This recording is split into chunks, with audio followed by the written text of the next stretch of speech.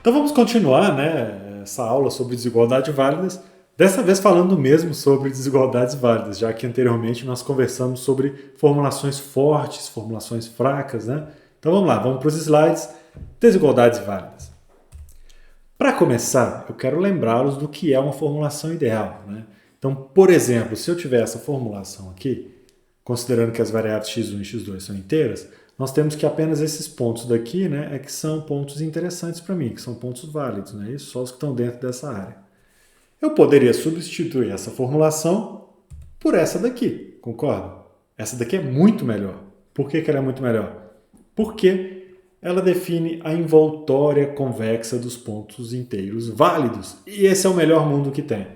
Por que é o melhor mundo? Porque basta resolver a relaxação linear que nós vamos obter uma solução ótima inteira, né? É só observar, olha, os vértices, ou seja, as soluções básicas, né? Olha, são inteiras. Maravilha, né? Esse é um mundo perfeito. Voltando para a realidade, isso aqui é raro de acontecer, tá? Quando a gente pega um problema prático, né, com um número grande de variáveis, muitas vezes a gente não consegue chegar nem próximo, né, de definir a envoltória convexa dos pontos inteiros. O que a gente faz? A gente tenta pegar a nossa formulação e dar uma melhoradinha adicionando algo que nós chamamos de cortes. Então, o que é um corte? Vai ser uma restrição adicional que invalida a solução fracionária corrente, mas não corta nenhuma solução inteira válida. Quer um exemplo? Vamos lá, vamos ver aqui o que seria um corte e vamos entender com calma. Primeiro, vamos só dar uma olhadinha nesse modelo que a gente está resolvendo, né? Então a gente está maximizando a função cx1 mais 5x2, duas variáveis, né? Sujeito a essas duas restrições aqui. E a solução ótima da relaxação linear, ou seja, quando eu ignoro a integralidade, é esse ponto daqui, né? Claro. Ok? Tem várias técnicas, formas diferentes, ideias diferentes para se gerar cortes, tá? Eu vou começar a explorar algumas delas nesse vídeo, só para que vocês entendam o conceito do que é um corte e para que ele serve, né? Vamos olhar para essa restrição. Essa é uma das duas restrições do problema que a gente está tratando, né? Essa restrição, que claro é satisfeita por esse ponto aqui, x1 igual a 1,7, x2 igual a 3,4, né? Porque esse é o ponto ótimo aqui, né? É claro que esse ponto satisfaz a restrição, né? E a restrição está aqui, ó, 2x1 mais 4x2 menor ou igual a 17. Como é que a gente faz para gerar um corte a partir dessa restrição? Uma abordagem é você tentar fazer arredondamento, que é uma abordagem bastante simples e que tende a funcionar bem em alguns casos. Olha só, eu vou pegar essa restrição e vou dividir por 2. Posso fazer isso? Posso, claro. Né? Posso pegar uma equação linear, dividir por 2, dividir por 5, não tem problema nenhum. Quando eu faço isso, eu obtenho essa outra restrição aqui, que é análoga à primeira, dá na mesma, né? x1 mais 2x2 menor ou igual a 8,5. Só que olha que interessante. Observe que do lado esquerdo aqui, ó, nós temos apenas coeficientes inteiros. Olha só, o coeficiente aqui é inteiro, é 1, o coeficiente aqui 2 também é inteiro. Ou seja, o resultado disso aqui, ó, numa solução inteira, é inteiro. Concorda? Não tem como não ser inteiro se a solução for inteira. Então, se o lado esquerdo tem que ser inteiro, eu posso afirmar que ele tem que ser menor ou igual a 8 e não 8,5. Já que vai ser um valor inteiro, 9 não vale. 9 está infringindo a restrição. Então, qual é o melhor número inteiro que eu posso pôr do lado direito? É 8. Não é verdade? Eu posso escrever, então, que x1 mais 2x2 é menor ou igual a 8. Essa é uma restrição diferente da restrição do problema original. No entanto, essa restrição não corta nenhum ponto inteiro, né? E de quebra, essa restrição corta essa solução que vocês estão vendo aqui, ó, né? Porque 1,7 mais 2 vezes 3,4 dá mais do que 8, né? Olha que maravilha, né? Nesse caso, o que a gente pode fazer? A gente pode adicionar essa restrição para o problema e chamá-la de corte. Então, o que a gente está fazendo? Olha só.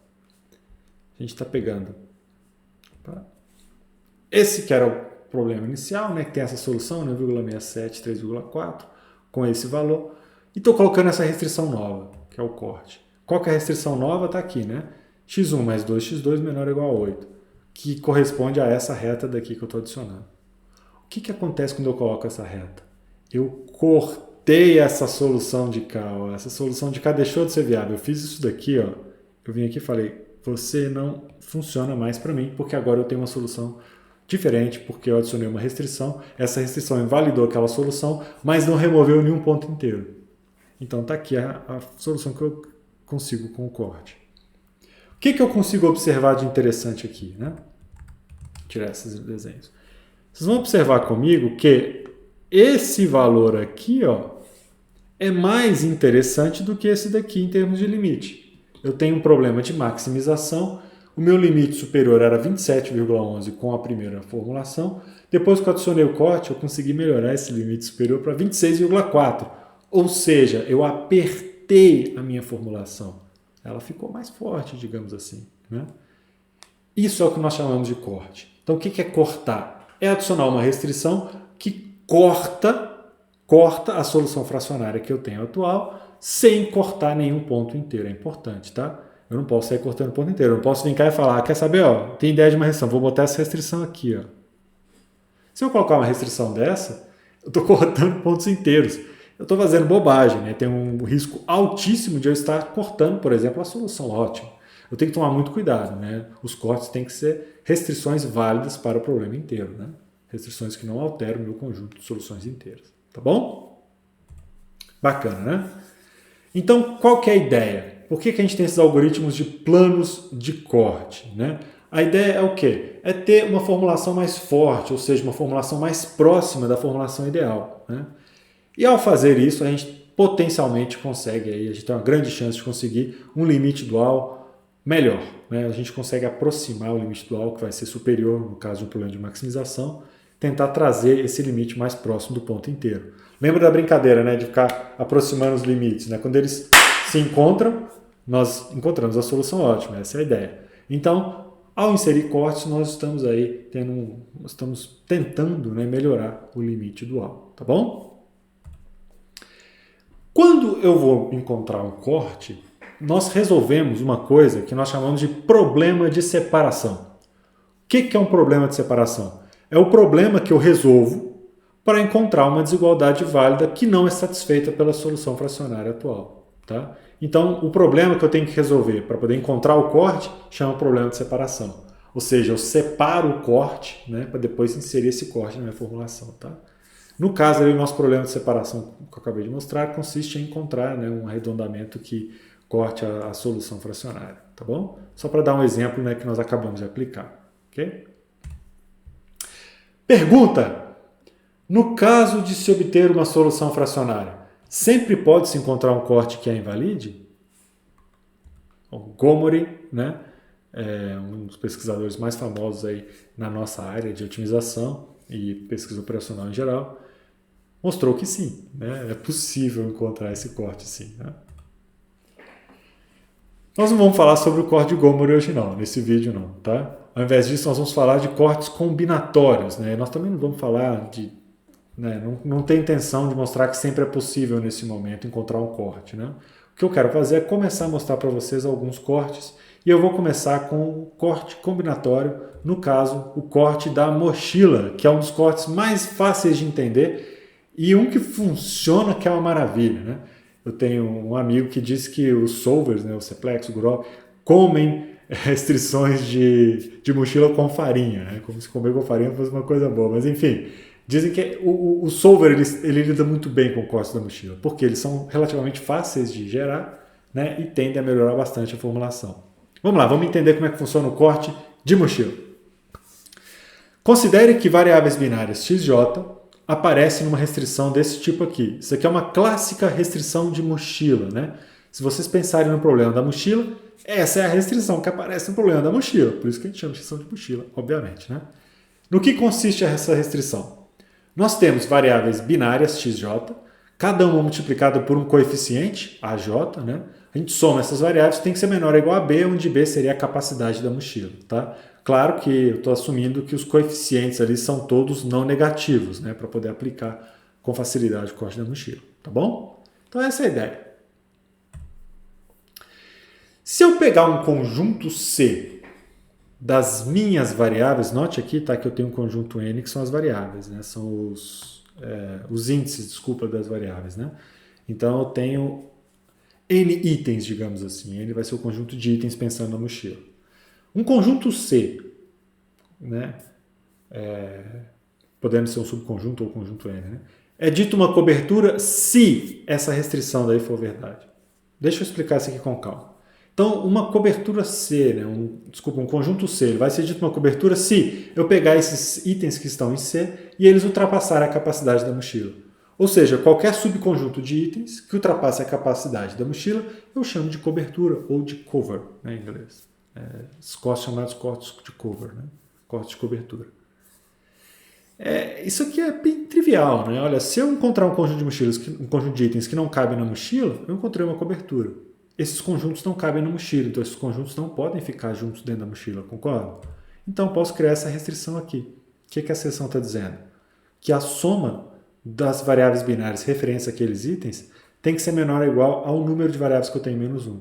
Isso aqui é bem simples de entender. Vamos supor que eu tenho aqui 3 itens, vou pegar valores deles, tá? 10, um item de peso 10, um item de peso 8 e outro de peso 5, por exemplo, tá?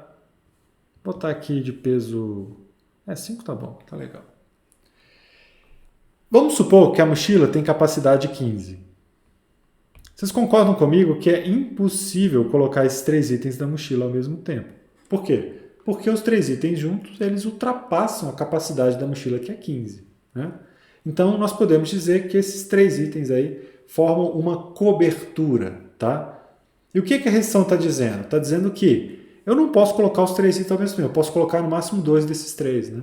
Inclusive, ó, se a capacidade for 15, tem 2 que eu nem posso colocar, né? 10 com 8 juntos. Mas tudo bem, né? Continua sendo uma cobertura mesmo assim.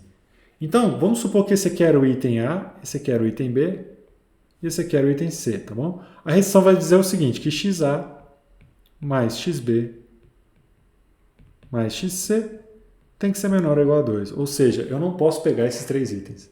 Eu posso pegar no máximo 2 dos 3, tá bom?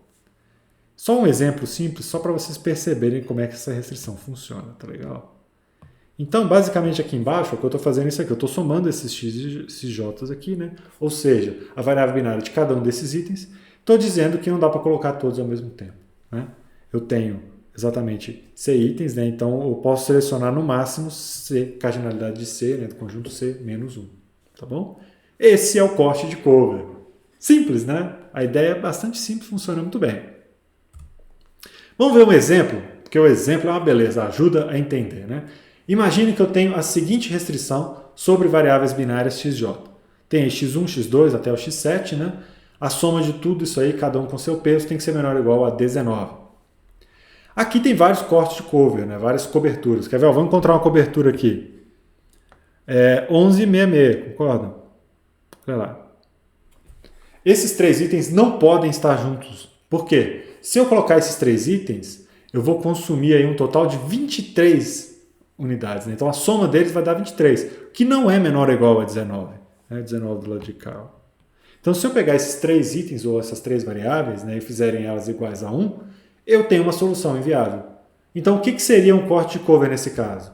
x1 mais x2 mais x3 menor ou igual a 2 aqui. Ó. Por quê? x1, x2 e x3 eles formam uma cobertura, né? É um conjunto de itens que não pode estar junto na mochila, ou seja, os 3 juntos ultrapassam a capacidade de 19, né? Pensando aí em mochila. E a restrição é essa, x1 mais x2 mais x3 tem que ser menor ou igual a 2. Né? Eu tenho 3 itens, né? Eu somo os 3 e faço isso menor ou igual a 3 menos 1, que é 2. Eu tenho outras coberturas aqui, olha só. Por exemplo, x1, x5 e x6, não é verdade? x1, x5 e x6. Se eu colocar os 3 itens juntos na mochila, né, eu vou estar consumindo 20 de capacidade, mas eu tenho só 19. Então está aí uma outra cobertura. Né? E eu posso encontrar as coberturas e gerar esses cortes de cobertura, ou cortes de cover, tá bom? Bom, esses cortes acima, eles ainda têm uma característica, são cortes minimais, no sentido que qualquer variável que eu retirar descaracteriza a cobertura, tá? Era diferente o exemplo que eu mostrei para vocês no slide, né, com 10, 18, 10, 8 e 5, lembram? No slide anterior eu fiz um exemplo que não tinha essa característica, né? O corte não era minimal, aqui é minimal, significa o quê? Se eu tirar qualquer variável, ele deixa de ser uma cobertura, né? Ou seja, qualquer um dos itens que eu tirar daqui da minha cobertura, por exemplo aqui, se eu tirar qualquer um deles, isso aqui não é mais uma cobertura, tá bom? Então esses são cortes minimais. Ok, deu para entender mais ou menos o que é um corte de cover, né? Um corte da mochila. A pergunta agora é, como é que eu faço para separar esses cortes? O que é separar esses cortes? É, dado uma solução fracionária, encontrar um corte, uma restrição que vai violar essa solução fracionária. Porque a gente não quer encontrar qualquer restrição, eu quero encontrar uma restrição que corte a solução fracionária, né, para reduzir a área de factibilidade, né, de forma a ter um impacto na solução, né, possivelmente melhorar o meu limite. Tá? Esse é o objetivo. Então vamos lá. Vamos supor que eu tenha a solução fracionária x estrela. Né? Como é que eu faço para encontrar uma cobertura violada?